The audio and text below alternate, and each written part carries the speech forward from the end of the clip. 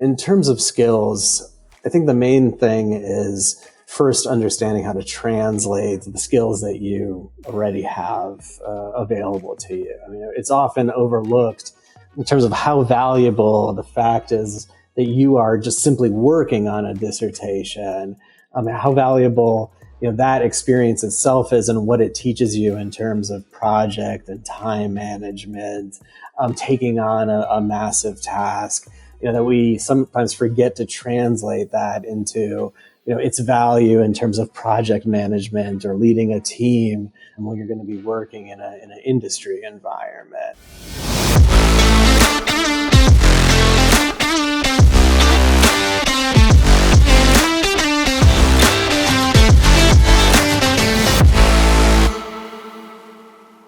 Roman, thank you so much for coming on. Do you want to start by introducing yourself? Sure. Thank you, Ida. I'm Roman Holowinsky. I'm an associate professor in mathematics at Ohio State. I'm currently on leave from that position to be the managing director of the Erdős Institute, which is a professional development program for PhD students, postdocs, and also PhD alumni. So do you want to introduce the listeners to what the Erdős Institute does and how the idea came about? Sure. The Erdős Institute has the primary objective of helping PhDs get jobs they love. We started this back in 2017. We did this as a collection of faculty and PhD alumni from multiple universities wanting to address the problem of PhD professional development support. And we decided to do this as a multi-university collaboration because the problem is just universal. Helping a PhD student from any university in any discipline is a problem in all universities and departments. And at the time that we started this, there was very little that was being presented to graduate students and postdocs in terms of professional development support. So we started this simply with career exploration seminars back in 2017, where we would invite PhD alumni to come and give talks about what it is they do, how they got there, recommendations on what grad students should be doing to be better prepared for more opportunities outside of academia. And then also having those alumni share any existing full-time opportunities or part-time opportunities or internships with the graduate students and postdocs, or in some cases even creating separate summer internships or learning experiences specifically for that grad student and postdoc audience. After doing the seminar series for the first year, we then grew into providing data science boot camps, providing mini courses on other topics where skills gaps existed. Those courses are all being run by our PhD alumni working outside of academia. And then we also have career advisors that help with resume reviews, mock interviews, also providing direct employer connections. And I personally meet with every student who wants to have the support of me making direct connections to alumni and employees at any company that they're interested in targeting so that they have the opportunity to do informational interviews and get a sense of the type of work being done and what makes for a successful application into the company. So it's really a robust program covering everything from exploration to placement. So there's a lot of details I want to dive into. But before we do so, I want to ask a high-level question, and it is there anything about the PhD candidate profile that somehow makes it harder for them to navigate the job market than undergrads? I think it's not so much about the profile of the individual in many cases, more so than it may be just about the mindset or being on the academic train for so long. And then perhaps a larger subset of that population having one specific desired outcome maybe at the end of their PhD program in their mind, or having simply the existing departmental academic culture pushing them towards one desired outcome in many cases. So I think there's just more of a cultural hurdle that graduate students and postdocs are facing, and then also In some cases, even faculty who are looking to make transitions then down the road for whatever professional or personal reason. It's just the longer you've been in one type of role, the harder it may be to decide to explore opportunities that are different from that role. Undergrads obviously are going through their undergraduate studies. Maybe they're doing some internships as they need to explore what may be out there for them. Maybe they're getting a return offer after their internship, but they're not spending like as long of a time within a given institution as the PhD audience. When you talk about PhD students, are there any specific areas you mainly work with, or is it kind of all across the board?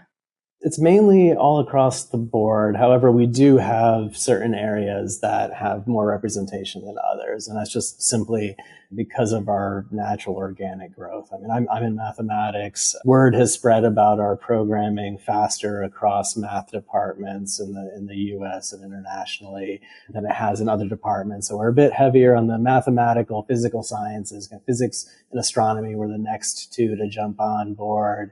Then we have large representation also from some of the quantitative social sciences, some arts and humanities PhDs as well, some biological and life sciences.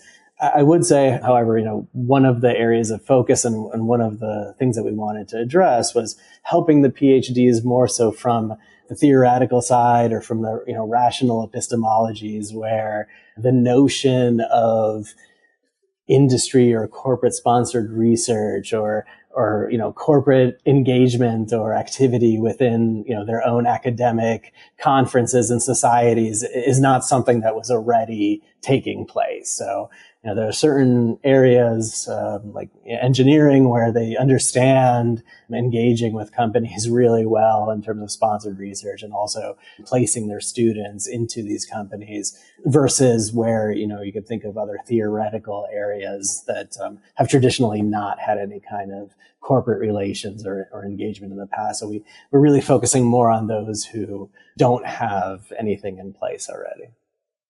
So one question I often get from PhD students and people about to enter the job market is how free you are to pursue quote unquote interesting research in the private sector.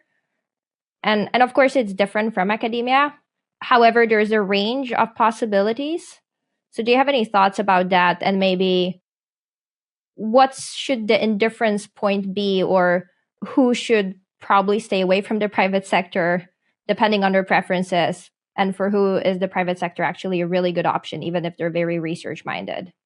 First off, in regards to that, it's really hard to compare, obviously, as you said, two hypothetical situations of just putting the generalized private sector versus academia. There's lots of different positions out there, different companies, different teams within companies that are more open to exploratory research, and then those that have just a very fixed drive towards delivering one single product and doing one type of thing.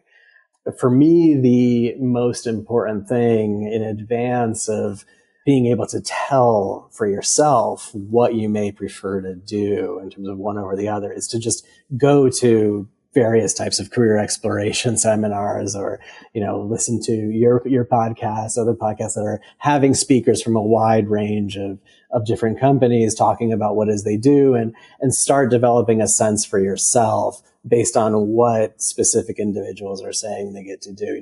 What might resonate with you and where you feel a stronger passion.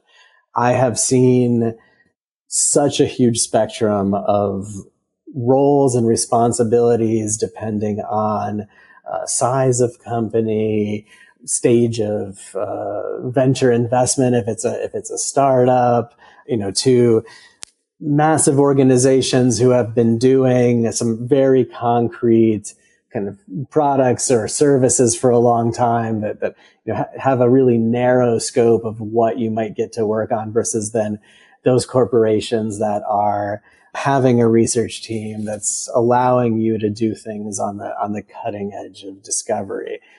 And in all honesty, I have seen PhDs, regardless of their disciplinary background, if they're coming from more of a mathematical physical sciences area or if they're coming from something in the social sciences have outcomes that are equally research heavy or equally very narrowly focused and kind of delivering just one single product and doing a smaller set of tasks as part of your work. So I guess for me the general point is there is an opportunity of any type of form for every PhD background.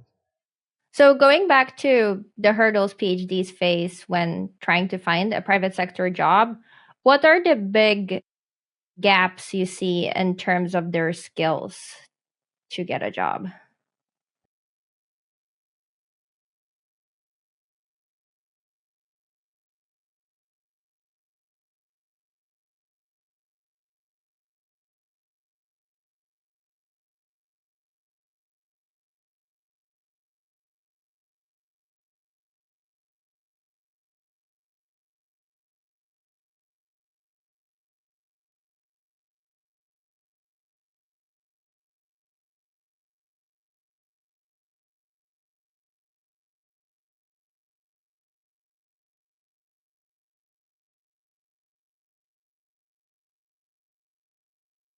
So the first issue in terms of skills gap is simply understanding what skills you have on the technical side, what skills you have as an organizer, as a leader, and then what skills you have on the soft side in terms of communication of your work, presentation of your work, these kinds of things.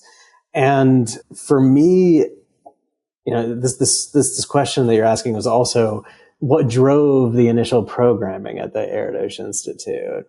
It was very hard for us as faculty or academics who spent hardly any time, if any time at all, working in positions outside of academia to be able to speak to what the industry job market landscape was like and what additional skills you needed to learn to be able to work in industry or the private sector. It's the entire reason why we started with our career exploration seminars in the first place. We were not the subject matter experts to answer that question, but our PhD alumni who were working in these roles were the subject matter experts.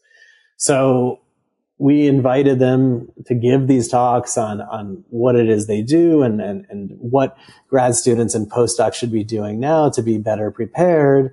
And that quickly led us to an iterative process of making sure that every semester, every year when we're having these speakers, we're turning to them to have them help us shape the curriculum for the next cohort, for whether it be for our data science bootcamp, for our UX research bootcamp, for our project management mini course, or any other data visualization course, anything else that we're putting on. It's this constant iterative process of having our alumni tell us where those skills gaps are and allowing us to address this.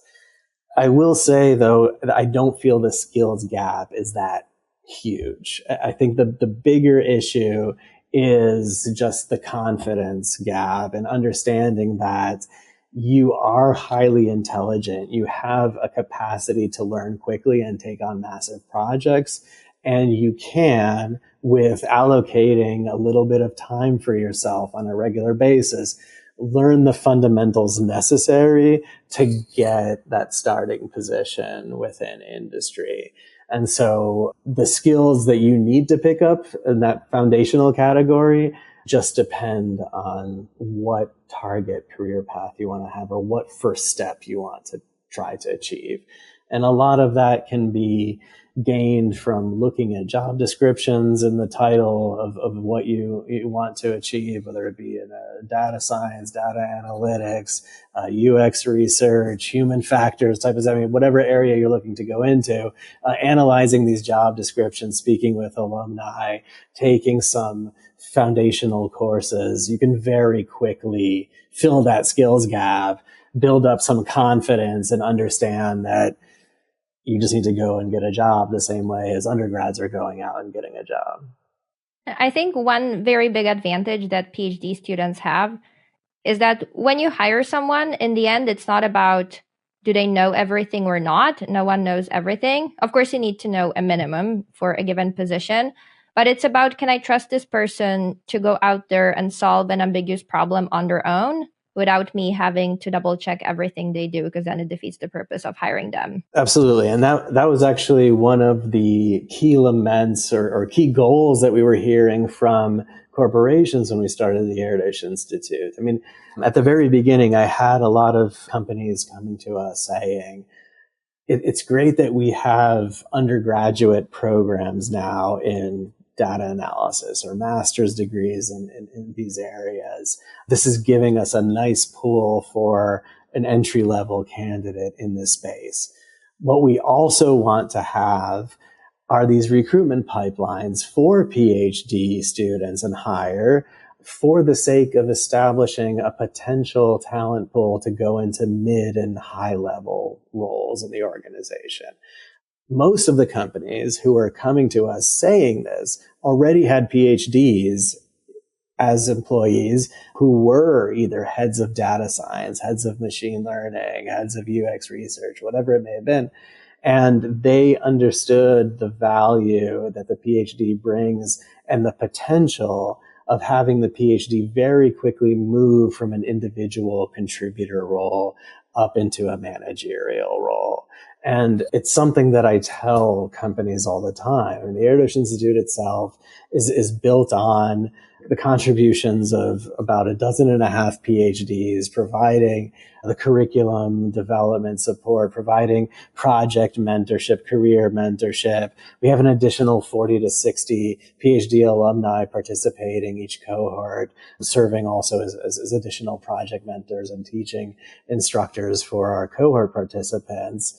And I tell companies, I mean, I very rarely have to do any hand-holding in this process. The advantage of most PhDs is that they are able to identify a problem, tell you how they're going to go about solving that problem or approaching it, and then taking the initiative on their own and having the, capacity and intellectual curiosity and competency to just go ahead and solve that problem. So for me, working with PhDs, experiencing it firsthand has been tremendously rewarding and satisfying. And I think a lot of companies that hire PhDs get that aspect and advantage of having PhD employees. I'm interested in hearing your thoughts about why PhDs are so particularly good at solving ambiguous problems beyond the obvious that they have spent 4, 5, sometimes up to 7 years more studying. My impression is that PhDs obviously are driven by the desire to solve a problem, and they own it. And at the end, they need to present a dissertation where that problem is solved or it isn't. It isn't about getting a grade. And working with undergrads, I sometimes feel like they're very anxious about what grade they're going to get. And they're sometimes looking for quick and superficial solutions to get something. But they're not as interested in how good that something is. Is that a reasonable assessment? I mean, it's a great question. I haven't thought about that specifically. I would say, the incentives, certainly, as you're saying, are different, right? Or the objective is different. If you're in a course, an undergraduate course, which is generalized, and it is, say, a necessary course, regardless of what your ultimate final degree may be. Like, let's say it's a freshman or sophomore course, you're going to have a mix of individuals who may be taking that course simply as a prerequisite to advance into what they actually care about. And then there's going to be also the students who are in that course as part of a greater sequence for, achieving an ultimate degree in that subject. And so there's the, short-term goals of per semester, just achieving your grade, and then the long-term goal of getting a degree. When you enter into the PhD, as you're saying, I mean, you have some initial hurdles and obstacles after getting admitted into a PhD program, right? You have to pass your qualifying exams and candidacy exams, and that should be your, first primary objective to make sure that you can then go on and complete your PhD. But then you have this, time window, whatever it may be, after those exams, 3 years, 4 years, where it's really your dedication now to a long-term return on investment, the project that you are going to be focusing on for multiple years. So I don't know if that's the experience that then carries with you going forward, but it's certainly a great indicator that you are somebody who's able to do that type of thing on a repeated basis. Take on a grand challenge, budget your time for it, set your goals, and then figure out how to pursue it. And of course, like within industry, the time scale of when you need to see results is sometimes different from academia. You can take perhaps, maybe at most 6 months, depending on what the type of project may be versus several years.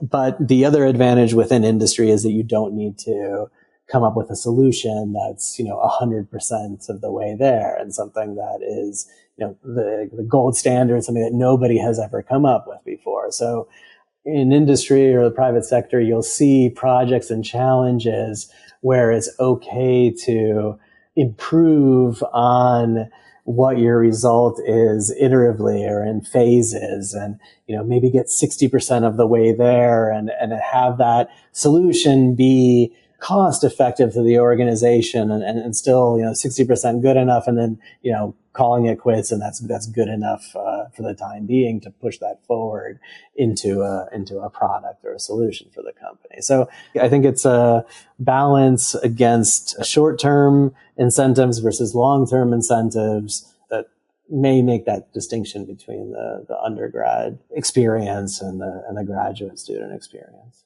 I think this also presents a opportunity for undergrads to stand out in a maybe not easy way, but in a straightforward way. Because if they can present a project that's very meticulously researched and they've really put time and thought into it, I think that makes them stand out quite a lot. Yeah, and it's hard to speak in absolutes, right? I would simply say that there are certainly undergrads who can work at the same level as PhDs, or those who have only gotten their undergraduate degree who can work at the same level of PhDs, if not higher. But perhaps the percentage of individuals who can take on massive challenges may be larger for the PhD audience versus just the undergrad audience. Yeah, I agree. I have certainly met undergrads who are extremely impressive and way more productive and capable than some PhDs. But then I guess it's about the probabilities for the employer when they hire. So thinking about the thesis that someone has when they go to the private sector job market, how important is it to present the thesis in a way that is useful to an employer? So for example, if someone is a theoretical mathematician and wrote a thesis about something that really no one understands what it even means, should they worry about trying to explain why that is useful? Or is it okay to just say, I learned all of these skills while writing my thesis, and even if the subject itself cannot be applied, I can extend my knowledge to other useful domains? I want to kind of answer that with two separate answers. So firstly, I've seen a whole bunch of different interview formats that our alumni are telling us about that they went through, depending on the type of position that they applied to. Speaking from mathematics, there are certainly companies that have research groups that will ask you to give a research talk as one of the rounds of your interview, and presenting what you did in your thesis. So there are organizations that will ask you to give a very academic talk as part of that process, and there's other organizations who will not ask you to do that. And in that case, it's extremely important to have done work outside of your research that you can talk to that is directly relevant to the type of work that you're going to be doing in that company. So the other answer I want to give to this is that question is exactly why we have structured the Erdős Institute the way that we have, in that our certification programs, our boot camps are project-based. So, we get about 500 to 600 PhD students, postdocs, and PhD alumni participating each year. And looking at their resumes and speaking with them, first on the resume paper side, I see resumes falling into some very clear buckets. There's the baseline bucket of you got your PhD. And the only thing on your resume is showing the academic work that you did as part of doing your PhD. So you taught classes, you did research, you spoke at conferences, you got your PhD. Here's my dissertation title and topic. That's the baseline for the Erdős Institute audience. The next thing that you need to have on your resume to move up in this kind of quantum jump of attractiveness is that you have some kind of projects on there that you have in your portfolio that you can speak to both a technical audience and a non-technical audience, depending on what round of interview you're going through. Sometimes you're going to be talking to technical individuals that would be on your potential future team or the hiring manager. And then other times you're going to be talking to just the recruiters and HR. And that having those projects is incredibly important because these individuals need to be able to latch onto something first on your resume to bring you in to see you've done work which is relevant to the type of work you're doing there, but they also want to have a conversation with you about that project. So that gets you up to the next tier.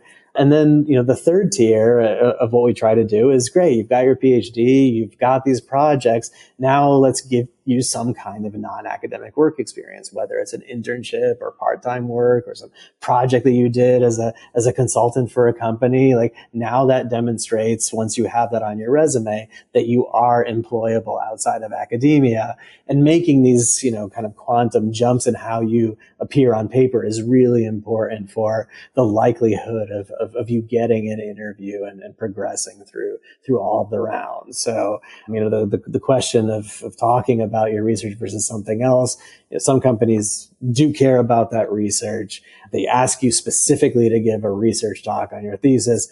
Other companies need you to have projects that are relevant to the type of work that you would be doing in that company for them to even consider interviewing you. So I want to dig a little bit deeper into the talking about point, and I want to ask one general and one specific question. So the general question is, do you coach students in terms of just how to verbalize and present their research and to answer questions? Because one thing I sometimes find is that you speak to people who are extremely capable, but they don't do a good job at selling their skills. And if the interviewer happens to be equally technical in the same area, they're able to understand the value of that person, but a non-technical interviewer doesn't. And then going into the specific question, if you're asked to talk about your thesis, again, how important is it to be able to explain your thesis to, say, a non-technical product manager? Extremely important. The elevator pitch is one of the first things that we end up covering with our career advisors and our job help workshop. So every cohort, we have job help workshop series where we have both PhD alumni who help you prepare for the technical interviews. So helping you talk about what it is you do, but then also preparing you with standard coding exercises, whiteboarding exercises, dealing with case studies that you may encounter within the interview. So we provide that support from the PhD technical perspective. And then we also have the career advisors who are working in HR, working in the space of talent acquisition in other organizations that also prepare people for the behavioral interviews, asking those questions about, tell me about your typical role in a team, tell me about a time you failed, that type of thing. So we certainly have the workshops preparing the students for all those types of interview questions. We ask individuals to define their elevator pitch and their mini bio statement. That's one of the things that we cover in the second workshop of the series. And we run people through that whole cycle from from just simply getting your materials together, being able to say who you are and what you want, to then figuring out what target companies you want to be applying to, and then helping you get connections to employees in those companies, and try to get you with their foot in the door and have these informational interviews with the employees, again, where you have to repeat that information about, what you are interested in, what's your background, and being able to communicate that succinctly and accurately is huge. If you at all pause to, say, oh, you're not going to understand this, or I can't explain this to you, that's not gonna help you in the end. Yeah, the I can't explain this to you seems like a huge red flag.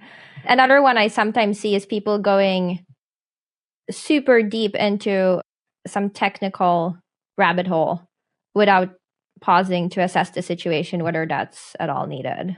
Yeah. And so that's the first thing you need to be able to do, especially when you're on the job market, is be ready either for interviews, or even if you're going to different types of meetup events and like you're trying to get out there, going to some kind of local tech community event where there might be a bunch of different companies all in the room at the same time, getting your elevator pitch polished for those types of events too is just really, really helpful. So what kinds of companies do your alumni place in? We see alumni going into every type of company, whether it's a small startup in the tech industry to kind of massive government organization, or one of the FANG type companies. People are going into every type of role. The vast majority of our audience is coming to us out of interest in data science, machine learning, artificial intelligence, but the other areas of large interest are quantitative research, people going into software engineering positions, people going into UX research positions, and those that are also going into, say, project management or professional writing type of positions. So it's a huge spectrum of roles that people end up taking at the end of the program. And we also see individuals who go through the Erdős Institute and learn these topics in data science, machine learning, and then end up applying it to their own research, and then they continue on in a postdoc or an academic position. I mean, for us, we're not trying to push anybody into one industry or the other. We just want individuals to have a broader set of opportunities available to them, and to go on the job market more broadly, see, what companies give them offers and what academic institutions give them offers, and then compare one concrete offer to another concrete offer and see what may be the best choice for them, both in the professional aspect and also in just the personal aspect. Lots of individuals, maybe ultimately deciding to take a particular position just because of what impact it might have on their lifestyle or where their family would be living. I think that's a big one too, right? At least in economics, getting an academic position is extremely hard, and you don't typically get a choice of where you live. And in the private sector, you do in general.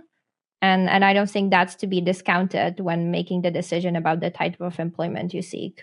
And I think it's really important to think about this and consider this when you're on the market and you're receiving offers, that you do not simply allow yourself to just go with the flow and take whatever position may be available to you, but to actually consider and wait for yourself which variables in your decision are going to be, more important than others, and kind of list your priorities and figure out what you want to get out of the satisfaction in your job, what experiences you want in your job, and then also what you want to get out of where you're going to be living.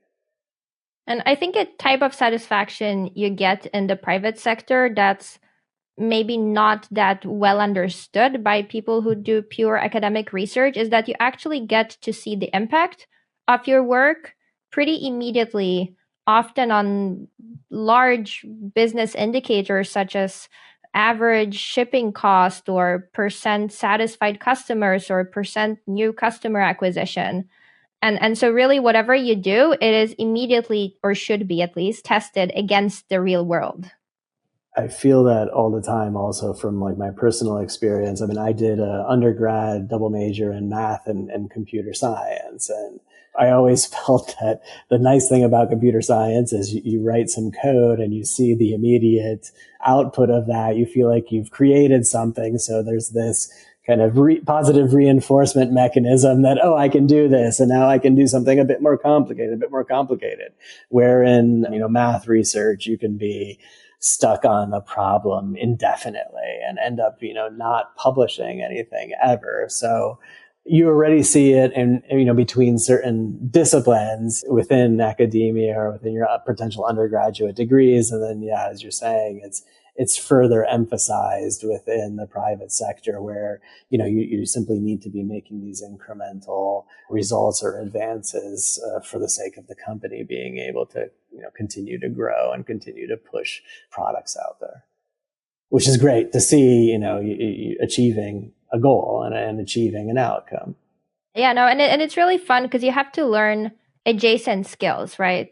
Like product management, sales to some extent, you have to be able to sell your solution to other team, to non-technical stakeholders. And so it's probably a matching problem in the end. If you're extremely theoretical and you like sitting alone in a room for 10 hours every day, right? Then maybe research, purely academic research would make you happier.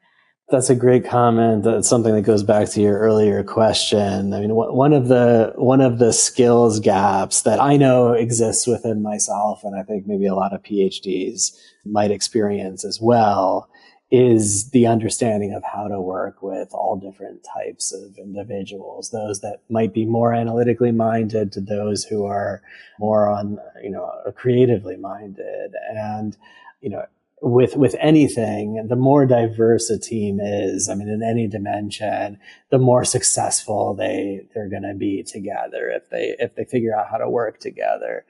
And it's really important to start having those experiences of not just working in a closet on your own or just locked in your own office and starting to explore, not just collaborating with people in your discipline, but with those outside of your area, because it's going to help you down the road. And actually, I mean, most of my favorite projects that I see getting completed as part of the Erdős Institute boot camps and programs are those where you have a multi-university interdisciplinary team, not just from necessarily the US, but internationally, working around the sun on their project. And when you're combining these different perspectives, you sometimes get these projects that are really phenomenal that utilize the expertise of all the individuals that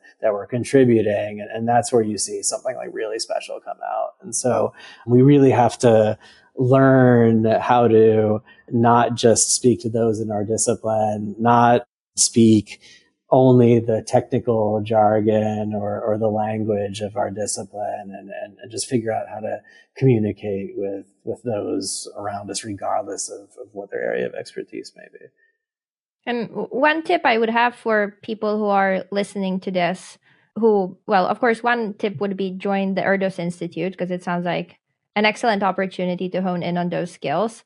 But suppose you're earlier in your PhD, maybe your second year PhD, maybe apart from doing an internship, which of course is always good, what should you be doing if you think you want to work in the private sector? The career exploration is the first thing. So we've actually set up our programming in that fashion of having the career exploration seminars and invitations to industry seminars be free and open to any PhD students or postdocs who choose to sign up. So if you're a first or second year student, of course, you're primarily concerned perhaps within your department to make sure that you pass the candidacy qualifying exams to be able to continue in the PhD program. But you could, either attend those seminars live or listen to podcasts such as yours, just to start getting a feel for what things you may be interested in. I mean, that's something that maybe everyone should be doing in their first, second year. By third year, that's when you should definitely start getting a sense, if you haven't done the exploration yet, do it, and then look at internships that you want to maybe test out between your third and fourth year, and then maybe something again between your fourth and fifth year, so that you have a couple of experiences and you have an opportunity to list those experiences on your resume, so that, by the time you are in your final year, you've also maybe done some portfolio projects and you're ready to, attack the full-time academic job market. And I think networking is another one. So if you don't have access to these kinds of career development seminars, you should be able to create your own by reaching out to people on LinkedIn, and you can target alumni of your school.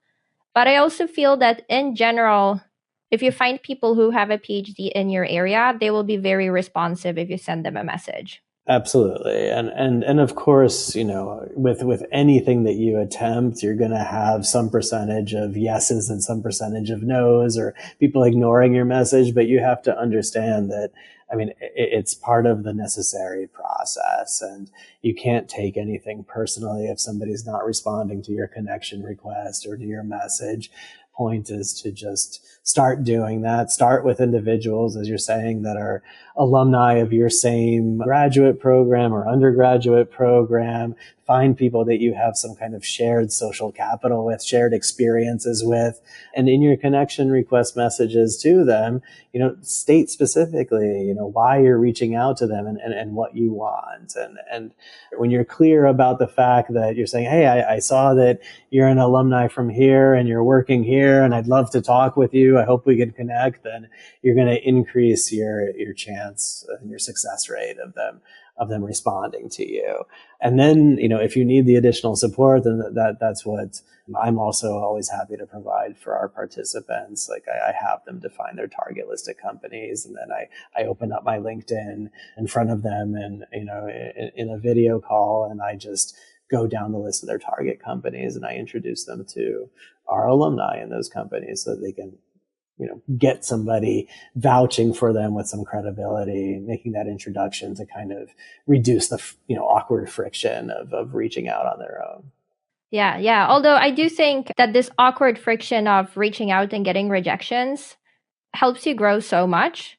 And I read this somewhere that you should set a rejection goal for yourself. Like, I want to get 100 rejections, right? Because then you're going to end up reaching out a lot. And most likely the rejection percentage will be quite low. But really, you reach out and then it's not in your hands anymore. And I also think that you learn how to reach out.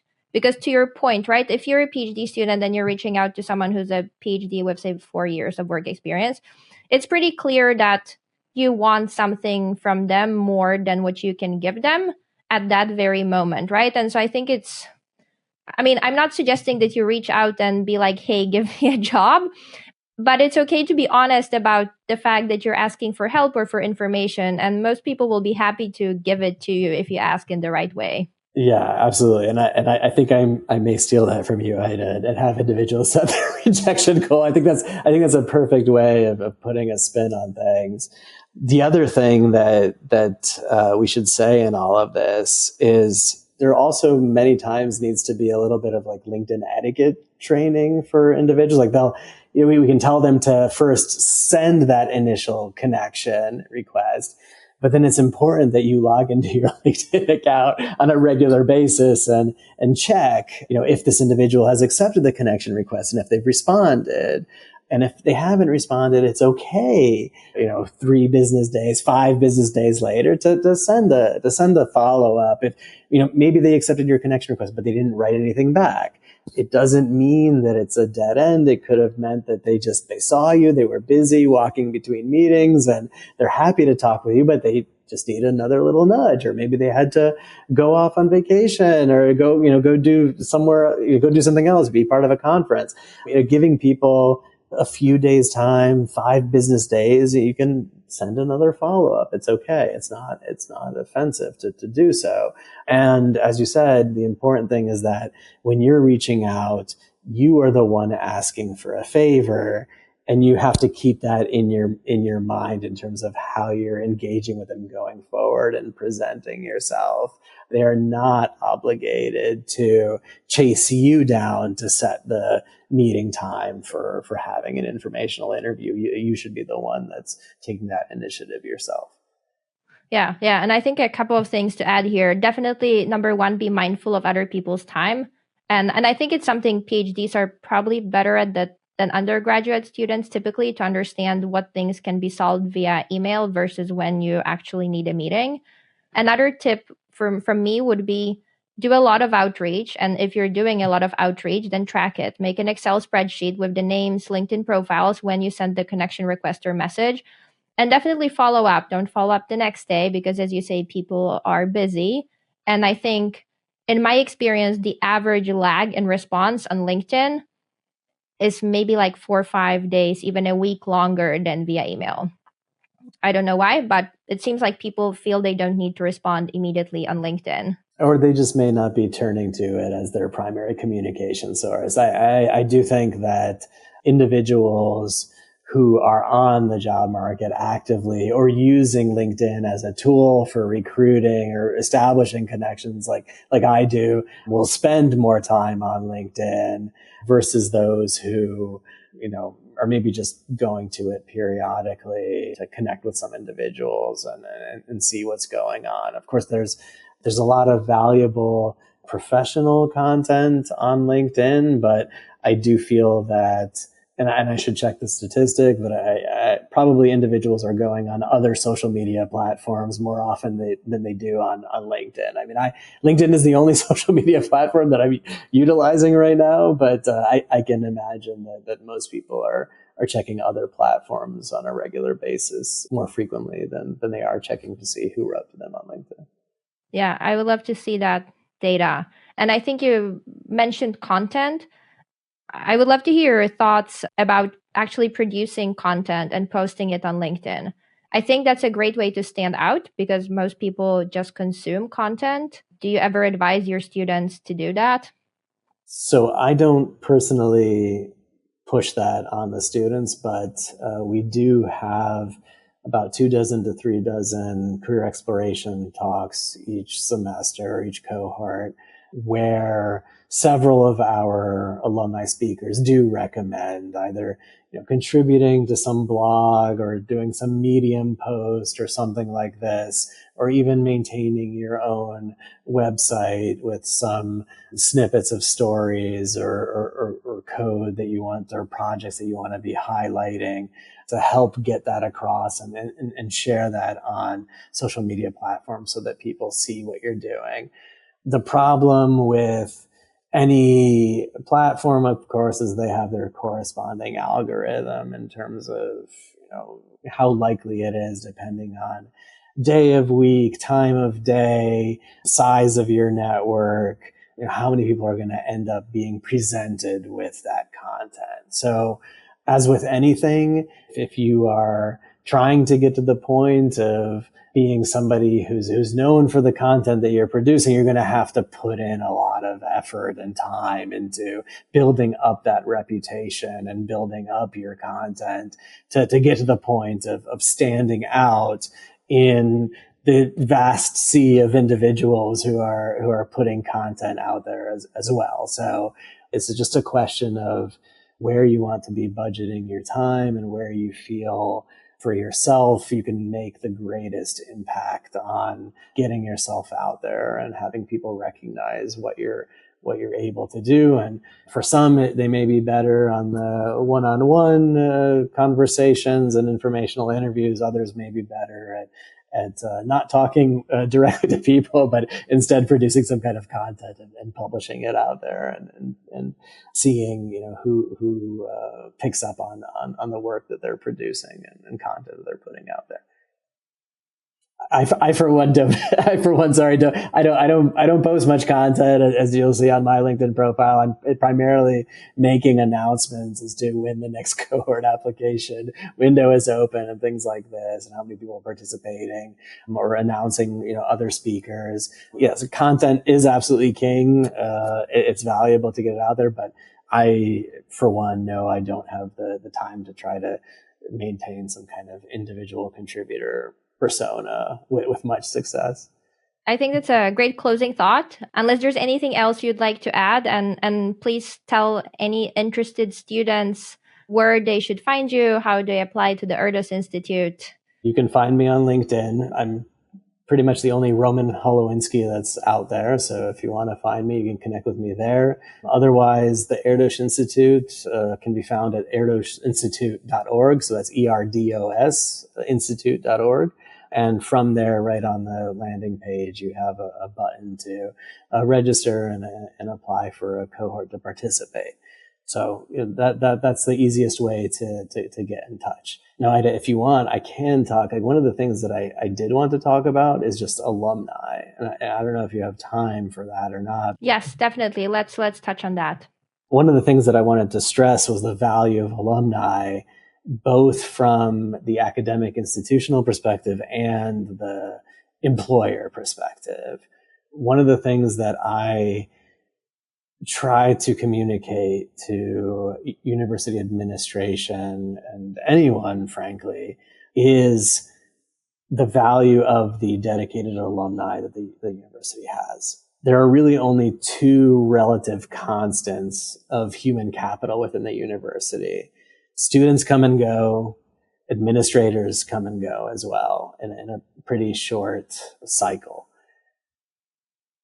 The faculty who are tenure track, tenured, they're all in. The ones that have been there for a couple of decades, they have the institutional knowledge. They know what's going on. They have a lot of connections as well that they've established over their time. They both understand how the institution works, and they also understand what external resources the university is connected to. Same thing for the dedicated alumni. And the universities have traditionally done a good job of engaging with alumni for philanthropic donation. I mean, we have entire offices built around that, advancement and giving. But the value of the alumni body, the human capital there, goes way beyond just the financial contributions. And we're seeing universities start making better use of that in terms of connecting their undergraduate students or graduate students to the alumni body for mentorship, career connections, that kind of thing. I just want to encourage more universities to do that, to utilize the alumni network, because that, above everything else, really can make the transition from education to employment much smoother and much easier.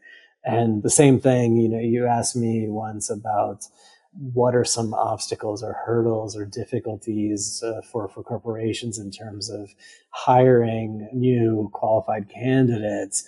I think there's a lot of opportunity to utilize your employees' connections back to their educational institution where they got their degrees, and have them serving, if they are expressing interest, as liaisons between their alma mater and your organization. We've seen that be, because some of our strongest partnerships, the Erdős Institute, is those companies who are working with us not from the perspective of just trying to fill an individual position in satisfying some kind of, time to hire metric, but looking at the Erdős Institute from the perspective of developing a long-term recruitment pipeline and having Erdős Institute alumni employees coming back into the program, acting as speakers at our seminars or being project mentors in the boot camps, and then in turn them being able to recommend to their employer which current students would make excellent employees within the company. I think that makes for such a smoother recruitment process, a transition process. The alumni acting as a bridge can really help everyone who's involved in that process. Yeah, and I think this highlights the fact that even in the age of AI and very sophisticated models and matching platforms, I've heard it again and again from recruiters that it's very hard to substitute the human assessment of who's good for a role and human intervention in the matching process. Yeah, and alumni of a program, of a university, are the natural individuals that the current students want to be connecting with, since they feel some kind of, at least, shared experience with those individuals. Seeing somebody that used to be like them working in this organization does a lot in terms of laying a relationship foundation on a peer-to-peer level, and helping you to recruit the highly talented individuals that you want to. Roman, this was great. Thank you so much for coming on. And hopefully you will have PhDs reaching out to you after this episode. Thank you, Ed. I appreciate it.